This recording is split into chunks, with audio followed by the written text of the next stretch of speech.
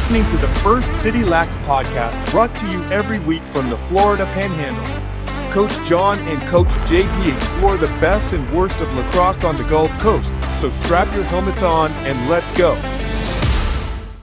I am going to be your host from here on out. We are on First City Lacrosse podcast. We are First City Lacrosse because we are the first city that actually has established itself in the... No, that's totally wrong. That's not what I was trying to say at all. You say we're not St. Augustine. Yeah, we're not St. Augustine, and that's the draw, right? That's what makes us better. Nope. But I'm Coach Jon, and I've been coaching lacrosse for right around 10 years, going on my 11th year. I've got boys that play, and lacrosse is one of those things that has really helped us sort of jump in as a family, get to know each other better, and has given my boys and me something to work for while we're in school. So 3 boys all played lacrosse in high school and all went to college to play lacrosse. So it's been a great time. It's been a great ride. My lacrosse family is very special to me. It's one of those things that's very unique. We're going to dive into that a little bit more here. My co-host, the one you're going to really love the most, is Coach JP. He's been with me for about 3.5 or 4 years now, so I want you guys to welcome him and make sure when you send messages to us, you send it to the right person, Coach Jon or Coach JP, and we'll make sure that it gets to the right person. JP, welcome. Well, thank you. Nice to be here. So, but you got to get one thing right. I'm JP or JR, so people might get confused. I know. That's why I said Coach Jon. Yeah. So, but a little bit about myself. JR took me under his wing about 4 years ago when my stepkids played lacrosse and I wanted to bond with them more. So he gave me an option of helping him coach, and I just immersed myself in the sport and got obsessed with it and got my silver coaching certificate from USA Lacrosse, and here I am. Yep. And I appreciate you, man. You've been by my side this whole time. It's been great having you, and I look forward to continuing to coach with you as we move to the high school level for you. I've been there for a couple of years, but it'll be the first opportunity for you to sort of coach at that level. How do you feel about that? I think lacrosse is a life-changing sport, to be totally honest. So moving to that next level is amazing. A little bit overwhelming, but I think I'm ready for it. So, yeah, I think you are. Well, what sort of tell us a little bit about yourself. So, I mean, obviously I know you, but tell everybody else, like, who is Coach JP? You're not just a lacrosse coach, right? What do you do for work? Tell us about your family. Take just a minute or two to talk about that. Well, I moved from here, Birmingham, Alabama, and in 87, I think I was 7. So I've been here ever since. Not much of a team sport player growing up. Dabbled a little bit in football and soccer, but pretty much excelled at like surfing and skateboarding and sports like that. So team sports weren't really my thing. So that's why I'm at lacrosse now, and I've learned a lot more being around that, immersing myself in it. I'm married with 3 step boys. I have another son with an ex, and I still surf a lot whenever.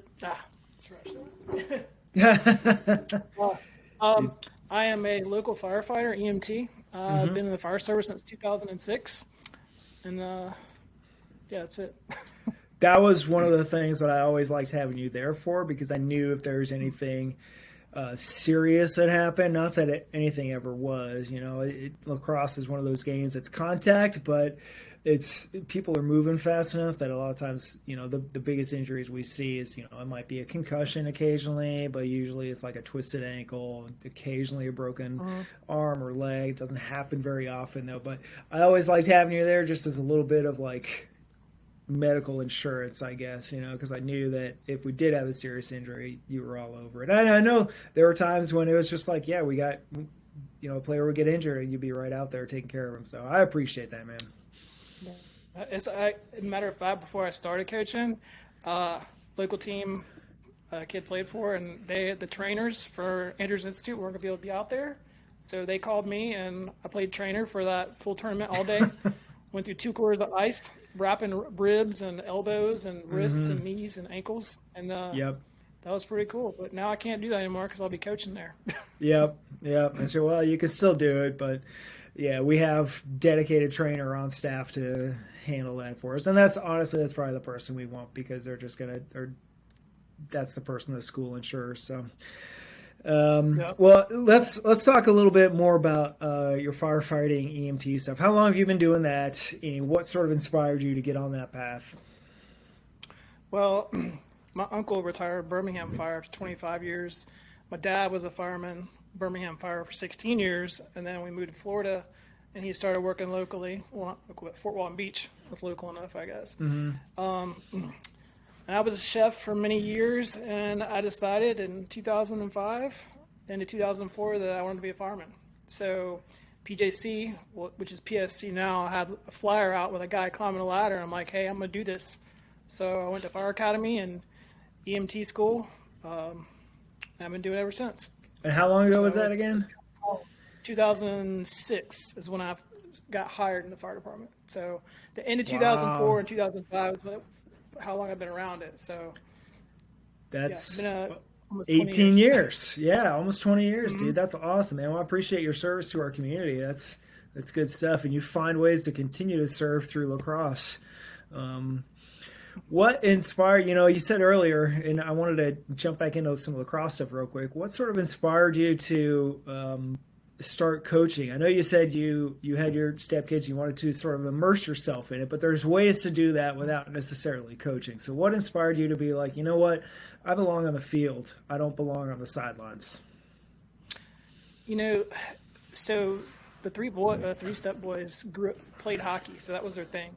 So when they moved down here, they dabbled in like junior ice flyers a little bit, but didn't go too far. So the middle boys started playing lacrosse for PHS, and I started going to games and loving it. And then whenever you posted for Stingrays, because we moved to Perdido, we used to be on the other side of town for another club, and you said no experience necessary for coaching. I told my wife, I was like, I want to give this a shot, and here I am 4 years later. So.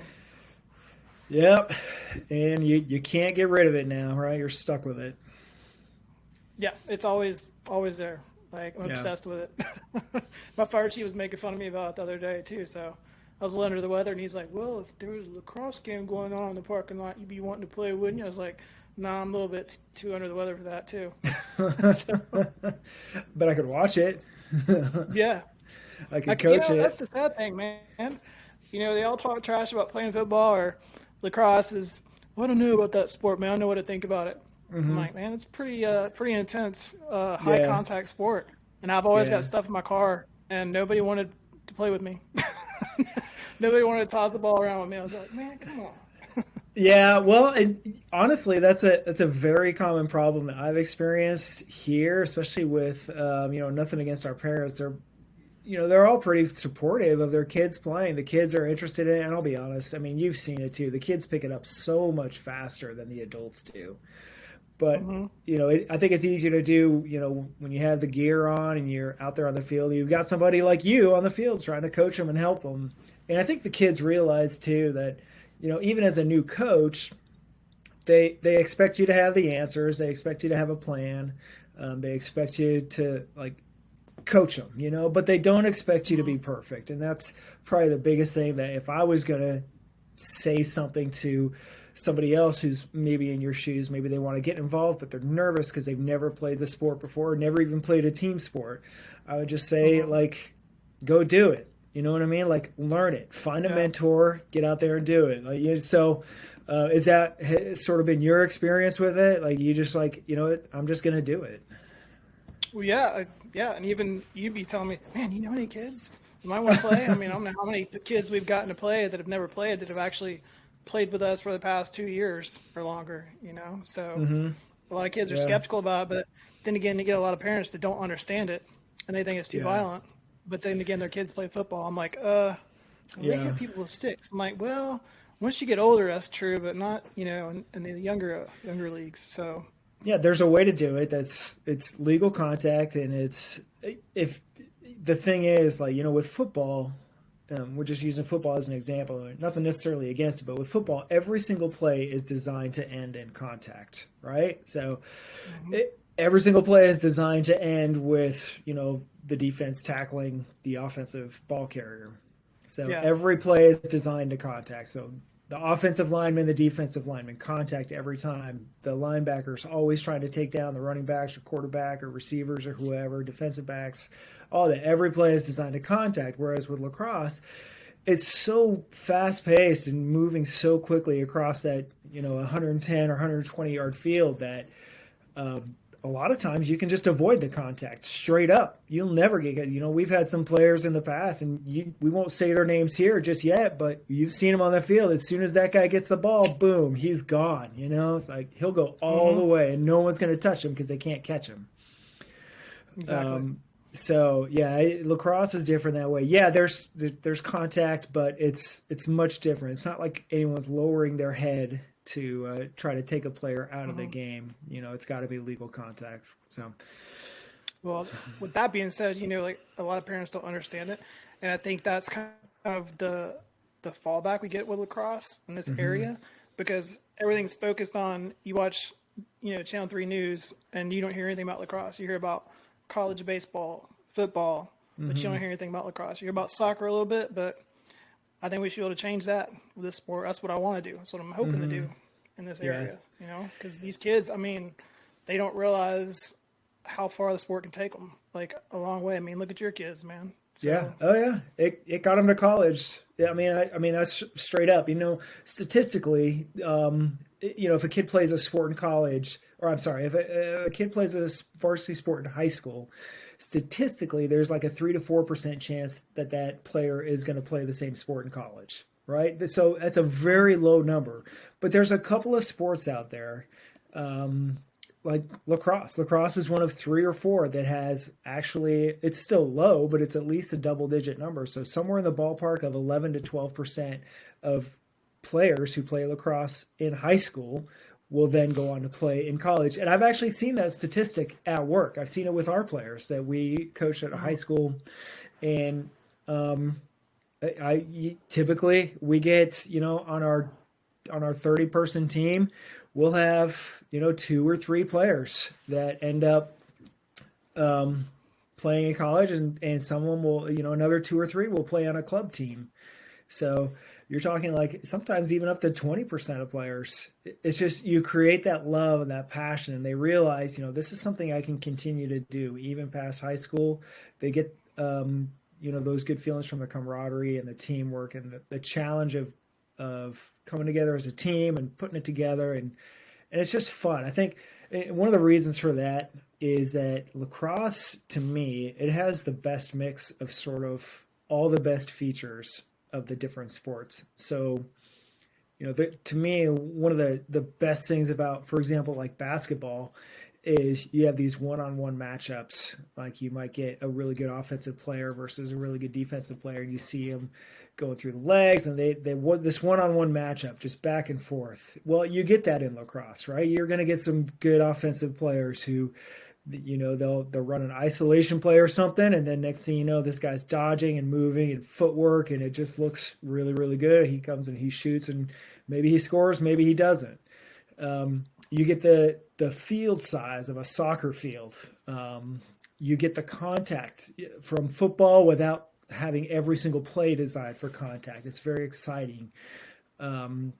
You get the speed and movement like hockey. Our hockey players typically do very well in lacrosse because they understand how to move without the ball, and they're constantly moving. So it combines all the best features of all these different sports, and you put it all on the same field, and it's just amazing and exciting to watch. And I think even the parents, like, if they don't understand the rules, they still kind of get sucked into it, which is super cool. So I don't know, is that what brought you in? pretty much, and then like the thing with the parents is like, I want to make it to parents are more involved in the sport too. Because mostly like, soccer, baseball, football, parents are super involved, and you hear things about it all the time. Yeah. And like I said, lacrosse want to grow that sport more. So it's more than parents need to be more involved in it, like a bigger audience section, things like that. But Yeah. some of the kids that play hockey, it's the same thing. They play hockey and they do really well there, and then their parents understand what's going on because they spend all that time at the hockey arena watching their kids play hockey, and then they come there and the same thing, but I like to grow with the parent ratio out. Sometimes there's like maybe 2 or 3 parents in the stands for practice, and I've seen other sports where there's, it's filled with parents, and that'd be something I'd like to change, And I think, like I said, that falls back to people not understanding, so. Okay, so that's a good point to bring up, and I think we can probably talk about that for the next few minutes before we have to wrap up. But so how would you, as a coach, bring more adults into it? Because I think it's pretty obvious that without the support of the adults, the kids may want to play, but they're not going to have the resources or abilities really to do things like securing a practice field, tracking down coaches, getting all the gear that they need, because it's not a cheap sport. Going out and finding supporters and donations and scheduling games and having the logistics behind everything that goes in with the admin side of the game. How would you approach that with parents who are like, hey, I want my kid to play, but I really I don't want to be involved because I don't understand the sport? What would you say to that parent?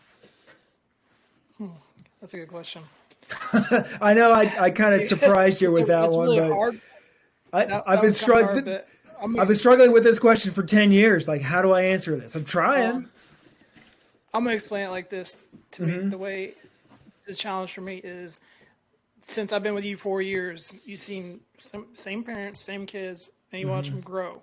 And you know what I'm saying? So those parents show up, and you're with the same kids, same parents. Maybe that's a way to do it. Use other parents for the sport, just like the boys that we know that play, they tell their friends, hey, come try the sport, and they try it. And then sometimes you never see their parents there for not even games, so, and then they're pulling their kid out for stuff, but they don't understand the sport. There were kids that you and I coached where we never saw their parents, game or practice. They would show up with another player and go home with that player. And you know what I mean? We're not going to name them, obviously, but you and I both know. That really bothers me. Yeah. I mean, we would talk to them on the phone or email or something, but never having met them face to face, it's a little bit sketchy. Yeah, it is. So that's a hard one. I mean, use your resources of the parents and kids that play. Especially since moving into high school league and everything. I mean, that's it's probably easier to get out in high school than it is the little leagues like U14 and all that. So I don't know, man. That's something I'll have to think about and work on. It's hard, I think. I mean, I can say this, that I know of 3 players and their parents that were pretty supportive, because they all met each other through hockey, and through hockey they came to lacrosse, and then they were all supportive with their kids playing. Yeah. And their kids were actually pretty damn good too, playing in high school. So yeah. Well, and that brings up a good point, is that these parents have to collaborate outside of practice, and they have to collaborate in a positive way. Like, it can't be something where, I don't know. I can't think of a good example, I guess, but we want the parents to be able to work together, not just at practice, but outside of practice as well, because the kids are going to see that as well. They see, like, we as coaches, we get them for maybe 6 hours a week if we're lucky, probably less than that. So we have very limited time, and we would tell them that too. And that's one thing I think that I thought we did a good job of during this last season that we coached, was, letting the kids know, it's like, hey, when practice starts, practice starts. When the first whistle blows, you get us and you get the very best of us, and we're going to expect the same from you.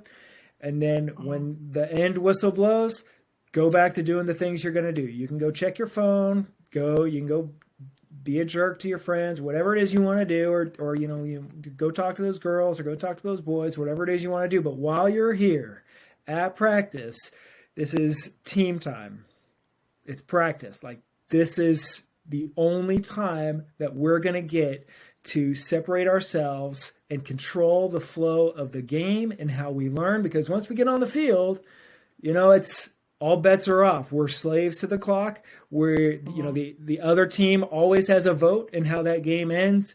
and we have to deal with all the variables, but with practice, we could control those variables. And so that was the hardest thing sometimes to get the kids to understand. It's like, don't miss practice just because you're not feeling good or you want to play video games or because, pick a reason.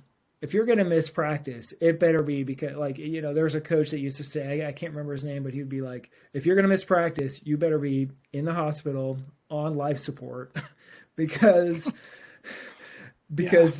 you are missing the only opportunity where we can control every single thing of that time together. And that's when you learn the most. That's when you learn about your teammates, team chemistry, and things like that. So yeah, that's always a tough one for coaches to answer. I do want to, we're going to have an episode about that specifically on how to create an environment that fosters both learning for the kids, because every player learns differently. That's something we learned. And then also encourages adults to step up and participate. They don't always have to be a coach. We can get team managers. There's always, I say always, there's oftentimes like a team parent, a team mom, or a team dad, someone who does, who sort of takes charge. There might be an unofficial one who does it. Maybe an equipment manager, maybe a scheduler, maybe a fundraising coordinator, something. So just managing that staff is half the battle, but we're going to get into all that. I'm looking forward to this series of podcasts we're going to do. For everybody else out there, listen, if there's something you want to see from us or something you want to hear about, please let us know. We are happy to be a part of this community. We are so blessed to have such amazing coaches and supportive parents and players in this area that it's been an absolutely life-changing experience for us, and we are excited to share all that with you. So, JP, thank you for your time tonight. I'm really looking forward to continuing to do this with you. Do you have any final parting words for us before we cut this loose? I'll say back to the kids that, we have like so little time as they start, U14 or U12, we have a lot of the same players we've been coaching for the past 4 years. They start taking it more seriously. Just like you saying, missing practices about, if you're sick or homework or stuff like that. Like there's kids now, like they don't feel good, but they're still coming to practice to support their teammates. And that's a big deal, man. So that's another part I like about coaching, because they're like a year ago, they'd be like, I'm sick, I'm not doing anything. They're like, hey, I'm sick, but I'm still going to go and support my teammates. Well, so, and that goes directly into the coaching environment that you help foster. I mean, that's a great compliment to yourself. The kids are half that battle, but they have to know that that's an expectation from the coaches and that they're not going to be wasting their time while they're there. So, all right, man. Well, I appreciate your time, man. I'm really looking forward to doing this with you, and I'm looking forward to getting feedback from all of our friends and family and guests and supporters and haters out there, because as I say, if you don't have haters, you're probably not doing it right. That's it for me. That's it for us here at First City Lacrosse, and we will see you all soon. Be a good human.